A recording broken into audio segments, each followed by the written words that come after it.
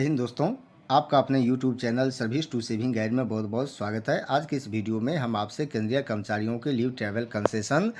LTC पर हवाई यात्रा यानी कि एयर ट्रैवल से संबंधित केंद्र सरकार की न्यू गाइडलाइंस इंस्ट्रक्शंस के बारे में चर्चा करने जा रहे हैं, जो कि department of personal and training ने 29 अगस्त 2022 को जारी की है। न्यू गाइडलाइंस के हिसाब से अब केंद्रीय कर्मचारियों को एलटीसी पर हवाई यात्रा करते समय air ticket booking, cancellation, advance और रिम्बर्समेंट क्लेम से संबंधित जिन नियमों का सख्ती से पालन करना होगा, उसकी पूरी जानकारी मैं आपको इस वीडियो में देने जा रहा हूं। अगर आप भी केंद्रीय कर्मचारी हैं और एलटीसी पर हवाई यात्रा करने की सोच रहे हैं तो टिकट बुक करने से पहले एक बार इस वीडियो को अंत तक जरूर देखें, ताकि रिम्बर्समेंट क्लेम लेते समय आपको किसी भी तरह की परेशानी का सामना ना करना पड़े। तो दोस्तों, जैसा कि आप जानते हैं कि एयर इंडिया के डिसइन्वेस्टमेंट के बाद केंद्र सरकार ने सभी एलिजिबल एम्प्लॉइज को प्राइवेट एयरलाइंस से हवाई यात्रा करने की अनुमति दी थी और इससे संबंधित कंसोलिडेटेड इंस्ट्रक्शन 16/6/2022 को जारी की थी। लेकिन एलटीसी से संबंधित कोई भी स्पेसिफिक इंस्ट्रक्शन या गाइडलाइंस जारी नहीं की थी। लेकिन अब केंद्र सरकार ने कहा है कि 16/6/2022 को जो एयर ट्रैवल से संबंधित गाइडलाइंस जारी किया गया था वह भी लागू होगा और इसके अलावा ये एडिशनल गाइडलाइंस भी एलटीसी पर हवाई यात्रा करने पर लागू होगा। तो दोस्तों, आगे मैं इस वीडियो में आपको हर एक जानकारी देने जा रहा हूं कि एयर टिकट बुक कैसे करें, कैंसिलेशन कैसे करें, एडवांस के लिए कैसे अप्लाई करें और रिम्बर्समेंट क्लेम कैसे करें। तो जैसे कि आप स्क्रीन पर देख सकते हैं कि सबसे पहले बात की गई है एयर टिकट बुकिंग के बारे में। तो इससे संबंधित गाइडलाइंस तो केंद्र सरकार ने 16/6/2022 को ही जारी की थी, लेकिन फिर एक बार रिपीट किया है कि केंद्रीय कर्मचारी एलटीसी पर हवाई यात्रा करने के लिए इन तीन में किसी एक से टिकट बुक करवा सकते हैं, और जिसका नाम भी आप यहाँ स्क्रीन पर देख सकते हैं, Balmer Lawrie and company limited BLCL, Ashok travels and tours ATT, Indian railways catering and tourism corporation IRCTC। अब आपके मन में जो प्रश्न उठ रहा होगा कि इन तीन में किसको प्रीफरेंस दे, तो केंद्र सरकार ने इसके लिए मिनिस्ट्री, डिपार्टमेंट और कर्मचारी जो कि यात्रा करना चाहते हैं उनको पूरा फ्रीडम दिया है कि जिससे भी सुविधा हो, इन तीनों में जिससे भी सुविधा हो उस ट्रैवल एजेंट के वेबसाइट से टिकट बुक करवा सकते हैं। लेकिन इसके लिए ट्रैवल एजेंट को कोई भी चार्जेज या कन्वीनियंस फी नहीं पे किया जाएगा। और थर्ड इंस्ट्रक्शन केंद्रीय कर्मचारियों को दिया है कि जब भी टिकट बुक कराए तो चीपेस्ट अवेलेबल फेयर पर टिकट बुक करवाए और ख़ास करके नॉन स्टॉप फ्लाइट को प्रेफरेंस दे। और टिकट बुक करवाते समय जो वेब पेज है जिसमें फ़्लाइट और फेयर्स का डिटेल्स होता है उसका भी एक प्रिंट आउट ले ले, ताकि क्लेम सेटलमेंट करते समय ऑफिस इसकी जांच कर सके। और इसके लिए अलग अलग स्लॉट बनाया है जो 3-3 घंटे के अंतराल पर है, और इसी स्लॉट के हिसाब से टिकट बुक करवाए। और चौथा इंस्ट्रक्शन आप यहाँ देख सकते हैं कि केंद्र सरकार ने कहा है कि एलटीसी पर हवाई यात्रा करने से कम 21 दिन पहले टिकट बुक करवाए, ताकि चीप रेट पर टिकट मिल सके और सरकारी खजाने पर भी इसका भार कम पड़ सके। और फिफ्थ इंस्ट्रक्शन जो एलटीसी के संबंध में केंद्र सरकार ने दिया है कि केंद्रीय कर्मचारियों को इनकरेज किया जाना चाहिए कि अननेसेसरी टिकट को कैंसिल ना करवाए। अगर एलटीसी पर हवाई यात्रा करने से 24 घंटे के अंदर अगर टिकट कैंसिल करवाते हैं तो इसके लिए केंद्रीय कर्मचारियों को सेल्फ डिक्लेयर्ड जस्टिफिकेशन देना होगा, यानी कि रीज़न बताना होगा कि कर्मचारी ने टिकट को कैंसिल क्यों करवाया। लेकिन अब न्यू गाइडलाइन केंद्र सरकार ने ऑथोराइज ट्रैवल एजेंट्स को दिया है कि आगे अगर कोई कर्मचारी टिकट कैंसिल करवाता है तो इसके लिए कोई भी कैंसिलेशन चार्ज ना वसूला जाए। लेकिन इससे पहले अगर किसी केंद्रीय कर्मचारी ने एलटीसी पर हवाई यात्रा करने के लिए टिकट बुक करवाया हो और विशेष परिस्थिति में उसे कैंसिल करवाया हो तो इसके लिए पूरा रिफंड दिया जाएगा। और 6 इंस्ट्रक्शन जो यहाँ देख सकते हैं कि केंद्र सरकार ने स्पष्ट कहा है कि एक यात्रा के लिए एक ही टिकट मान्य होगा, एक ही टिकट बुक करवाने की अनुमति होगी। और 7th इंस्ट्रक्शन में कहा गया है कि केंद्रीय कर्मचारियों को इनकरेज किया जाना चाहिए कि खुद ही इन ट्रैवल एजेंट्स के वेबसाइट से टिकट बुक करें और इसके लिए अपना जो गवर्नमेंट ईमेल आईडी है उसे रजिस्टर करवाए। तो यह भी एक इंस्ट्रक्शन है कि डिजिटली खुद ही टिकट बुक करें। और 8 जो बहुत ही इम्पोर्टेंट है, आपके लिए जानना भी ज़रूरी है कि अगर विशेष परिस्थिति में अगर कोई कर्मचारी अनऑथराइज ट्रैवल एजेंट या उसके वेबसाइट से टिकट बुक करवाते हैं तो इसका क्या होगा। तो केंद्र सरकार ने इसके संबंध में स्पष्ट गाइडलाइन दिया है कि अगर ऐसी परिस्थिति होती है तो मिनिस्ट्री या फिर डिपार्टमेंट के जो फाइनेंशियल एडवाइज़र होते हैं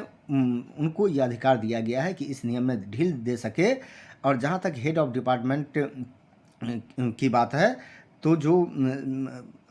या सबऑर्डिनेट अटैच्ड ऑफिस की बात है तो इसमें ज्वाइंट सेक्रेटरी रैंक के ऑफिसर तक को यह अधिकार दिया गया है कि इस नियम में ढील दे सके। अब बात करते हैं एडवांसेज की। एडवांसेज के लिए यहाँ 3 नियम आप देख सकते हैं। पहला है जो कर्मचारी एलटीसी पर हवाई यात्रा करने के हकदार होते हैं तो ऐसे कर्मचारी यात्रा प्रारंभ करने से कम 30 दिन पहले एडवांस के लिए अप्लाई कर सकते हैं। और इसके लिए प्रक्रिया दिखाया गया है। जो ऑथराइज ट्रैवल एजेंट है उसके वेब पेज पर जो फ्लाइट और उसका फेयर डिटेल होता है उसके प्रिंट आउट के आधार पर, यानी कि उसमें जो फेयर का डिटेल होता है उसके आधार पर एडवांस के लिए क्लेम कर सकते हैं। और सेकंड दिया गया है कि जो सरकारी कर्मचारी एलटीसी पर हवाई यात्रा के हकदार नहीं हो लेकिन फिर भी यात्रा करना चाहते हो लेकिन किसी स्पेशल एलटीसी स्कीम के तहत नहीं, तो ऐसे कर्मचारी बस रेल फेयर के हिसाब से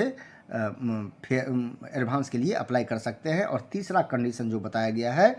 कि ऐसे केंद्रीय कर्मचारी, ऐसे सरकारी कर्मचारी जो एयर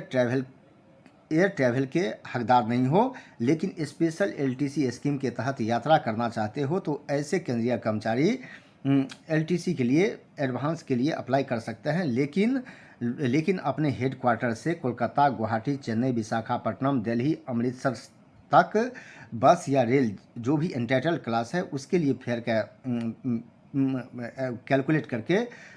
फेयर के लिए अप्लाई कर सकते हैं। और वहाँ से जो प्लेस ऑफ विजिट है यानी कि कोलकाता, गुवाहाटी, चेन्नई, विशाखापट्टनम, दिल्ली, अमृतसर से लेकर north east region, union territory of Jammu and Kashmir, union territory of Andaman and Nicobar, union territory of Ladakh तक की जो दूरी है, जो फ्लाइट का भाड़ा है तो उसके हिसाब से अप्लाई करें। तो यहाँ क्लियर है कि हेडक्वार्टर से लेके इन एयरपोर्ट तक जो बस या रेल फेयर का एंटाइटलमेंट होता है उसके हिसाब से एडवांस के लिए अप्लाई करें। और वहाँ से जो फ्लाइट का फेयर होता है प्लेस ऑफ विजिट तक का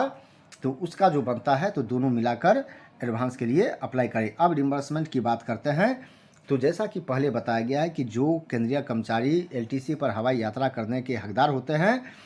तो ऐसे कर्मचारी टिकट बुक करवा सकते हैं लेकिन उसके लिए वेब पेज का एक प्रिंट आउट लेना होता है जिसमें फ्लाइट और फेयर का डिटेल होता है। लेकिन यहाँ कहा गया है कि प्रायः होता है कि जब केंद्रीय कर्मचारी एडवांस के लिए अप्लाई करते हैं, जब एडवांस दिया जाता है तो उसमें कुछ टाइम गैप होता है और इस बीच में फेयर बढ़ सकता है। तो जो बढ़ा हुआ फेयर है तो क्लेम सेटलमेंट करते समय केंद्रीय कर्मचारी उसे ले सकते हैं। और दूसरा जो यहाँ पर बताया गया है कि सभी केस में जो केंद्रीय कर्मचारी एलटीसी पर हवाई यात्रा करने के हकदार नहीं हो लेकिन स्पेशल एलटीसी स्कीम के तहत हवाई यात्रा करने के हकदार हो, लेकिन ऐसे कर्मचारी डायरेक्ट हेडक्वार्टर से north east region, Jammu Kashmir, Andaman Nicobar और लद्दाख जैसे जगह विजिट करते हो स्पेशल एलटीसी स्कीम के तहत, तो ऐसे सरकारी कर्मचारी को कोलकाता, गुवाहाटी, दिल्ली, अमृतसर, चेन्नई, विशाखापट्टनम से लेकर north east region, UT of Jammu and Kashmir, union territory of Ladakh, union territory of Andaman तक का जो फ्लाइट फेयर होता है तो उसके लिए वेब पेज का एक प्रिंट आउट लेना होगा जिसमें दिखाया जाएगा कि फ्लाइट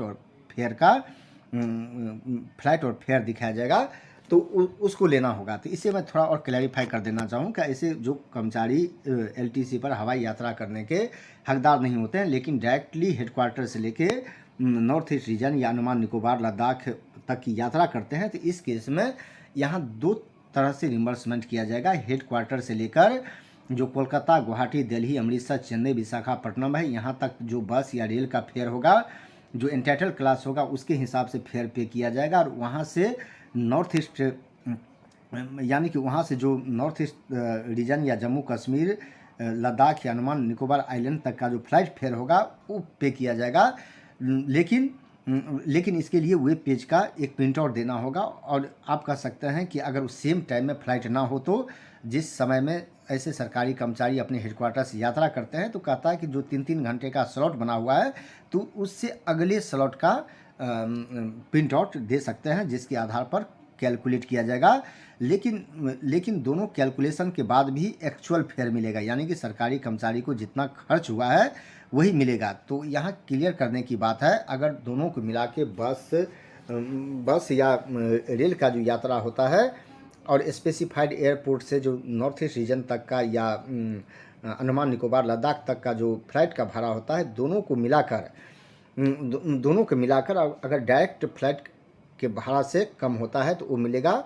नहीं तो जो एक्चुअल फेयर है वही दिया जाएगा। जो एक्चुअल, अगर मान लीजिए कि डायरेक्ट फ्लाइट का भाड़ा कम होता है तो यही दिया जाएगा। तो इस तरह से कैलकुलेट किया जाएगा। अब जो थर्ड है ये बहुत ही इम्पोर्टेंट है कि जो सरकारी कर्मचारी एलटीसी पर हवाई यात्रा करने के हकदार नहीं हैं लेकिन एयर से यात्रा करते हैं, जैसा कि पहले रूल है कि अगर एलटीसी पर हवाई यात्रा के हकदार नहीं है तो ऐसे कर्मचारी पहले किसी भी एयरलाइन से एयर टिकट बुक करवा सकते थे और अपने एंटाइटलमेंट के हिसाब से क्लेम कर सकते थे। लेकिन अब ये इंस्ट्रक्शन दिया गया है कि कोई भी कर्मचारी हो जो कि